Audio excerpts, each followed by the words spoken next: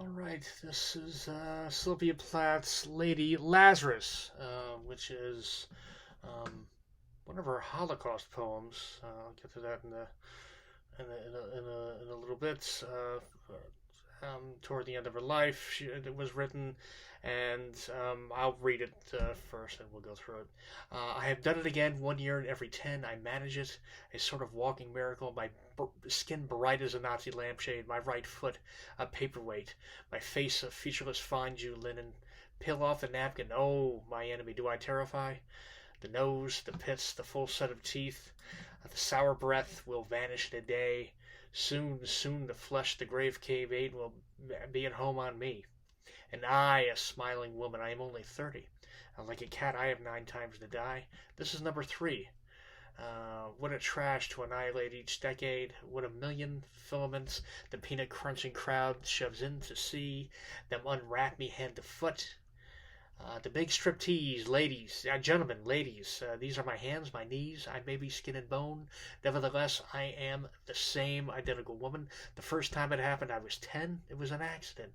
The second time, I meant to laugh it out and not come back at all. I rocked shut as a seashell. They had to call and pick the worms off me like sticky pearls. Dying is an art. Like everything else, I do it exceptionally well. I do it so it feels like hell. I do it so it feels real. I guess you could say I have a call. It's easy enough to do it in a cell. It's easy enough to do it and stay put. It's the theatrical. Come back in broad day to the same place, to the same brute amused shout. A miracle that knocks me out. There's a charge for the eyeing of my scars. There's a charge for the hearing of my heart. It really goes. There's a charge, a very large charge, for a word or a touch or a bit of blood or a piece of my hair or my clothes. So aired, doctor. So aired, enemy. I am your opus. I am your valuable, the pure gold baby that melts to a shriek. I turn and burn. Do not think I underestimate your great concern. Ash, ash, you poke and stir. Flesh, bone, there is nothing there. A cake of soap, a wedding ring, a gold filling. Ere God, ere Lucifer. Beware, beware, out of the ash I rise with my red hair, and I eat men like air. Okay. Well, Lady, I get, first the title, right? Lady Lazarus. Lazarus was a figure from the Bible. He was one of Christ's miracles, by the way. Christ, he rose from the dead, much like Christ would eventually do. And so he was the man who died and came back. And so here's a woman, again, Sylvia Plath's, her own dark thoughts and moods that she just could not get on top of were, again, the dark, macabre muse of her being and of her art. And she's attempted to commit suicide 3 times in this poem. I think it was 5 total, but I'm not sure. Maybe it was 4. Anyway, the last time it was multiple attempts, and here she's, again, an act that most people almost consider the ultimate cowardice, right? We're a little more sensitive these days about things like that, but if anything, it's seen that way. She's kind of reimagining it as this sort of mythic, heroic thing, and herself as Lazarus, the recipient of one of Christ's direct miracles, and a man who died and rose himself. It was a miracle that he rose, that he still lived. You're right, not just dumb luck after an act of cowardice. So. I've done it again. 1 year in every 10, I manage it. She was 30 years old, and I guess she tried 10 times. And then she gets into some of the Nazi imagery here, right? A sort of walking miracle. My skin bright as a Nazi lampshade. My right foot a paperweight.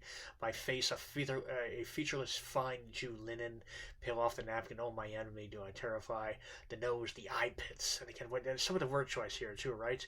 The nose, the eye pits. You do, boom, immediately, just with those two, the full set of teeth. You really do get a skeletal the image there, right? And again, the eyeballs, wouldn't be as even the eye, but something about the eye, the word pits there. Really, the sour breath will vanish in a day. Soon the flesh the grave cave ate will be at home on me. Again, it's just death imagery on top of death imagery there. But also, she started out with all that Holocaust and Nazi imagery. Again, the Nazi lampshade, which was, infamously, I should say, made out of Jews' skin. Some of the Nazi doctors, those concentration camps would make lampshades out of the skin of the Jewish people they killed. And again, she has this thing where it's almost a really, Sigmund Freud had a term, what it was, it's sort of a wish fulfillment.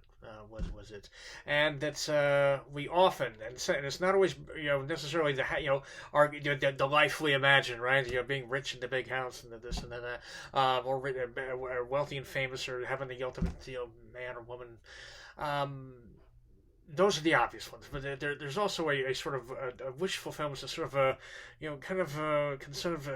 almost seep down into our sort of being and into our psyches, and often drive our behaviors in ways we do not often are well below our awareness or understanding. And she is, it seems to me, here reimagining herself as a Jew, and it'll be her father in the next poem, but herself as a Jew, and her oppressors, which are at least in these poems are going to be men. Very common were men for her, and doctors were a sort of male authority. Her father, her dead father was one, and we'll get to that. And again, in 1963, if you really are suffering from serious clinical manic depression, boy, that is not a fun thing to go through. There weren't, we didn't have all the serotonin reuptake inhibitors and all these Prozac and things like that can maybe sort of level people off a little bit, at least now. By the way, we're still not great at it. It's we have somewhat, and we do, I think, culturally have much more of an understanding of an empathic reaction to mental illness, at least compared to what it was in 1963, which is when she took her life, which was not long after she wrote this. And so again, what must she? And again, she seemed to have everything. And not only that, she was astonishingly articulate. She was a poet, and a damn talented one, right? I mean, she could find the words, and yet she couldn't make people understand her condition, and why she was always hurting. And that had to have been itself, the lack of being able to just explain it had to have. And so what does she do? She sort of casts herself as a Jewish victim of the Holocaust, right? She makes herself the ultimate unassailable victim, right? And again, I don't know. A lot of people had big problems in an age when we're living in, where cultural appropriation is a huge deal for much lesser things than her. I don't know if it's really okay for her to imagine herself, the ultimate suffering other people actually went through, and sort of in the way she's doing it. A lot of people had problems with it, but I guess from here, I can kind of see what it is she's grasping for there, and I do think she's. Again, her moods were also this dark fascination she had with them. She couldn't stop staring into the abyss. Couldn't stop thinking. And anyway, one of the ways she's sort of trying to deal with it here, what they want is, some sympathy, for some understanding.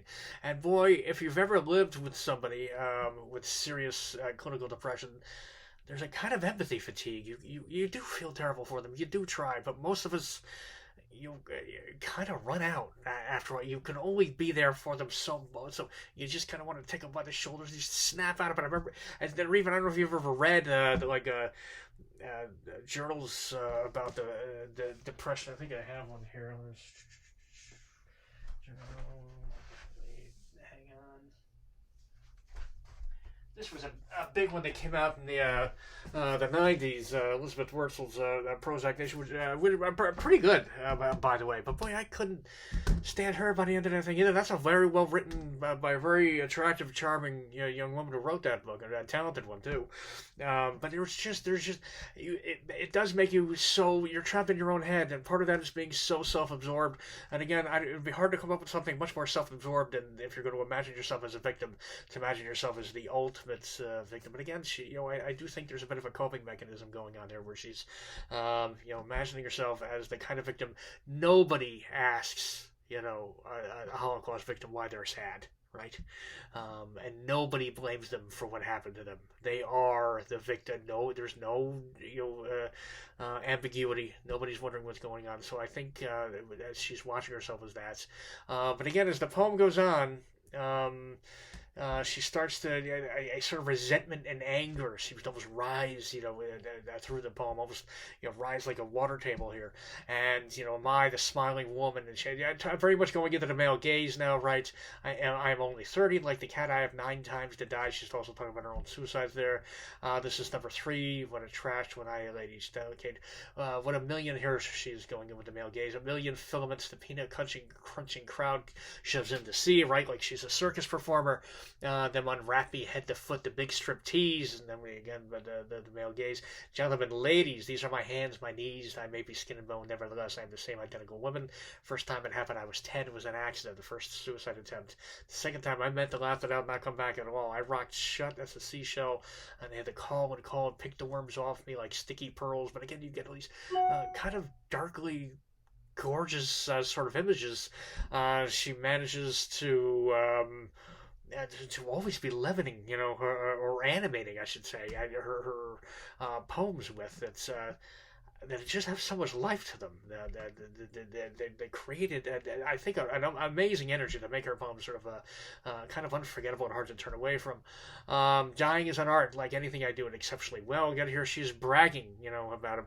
A little bit like if you ever go to like an AA meeting or something, and they get the drunk-alongs, or they get the drunks. They're almost, they get into this weird sort of macabre competition of who really was the worst addict, right?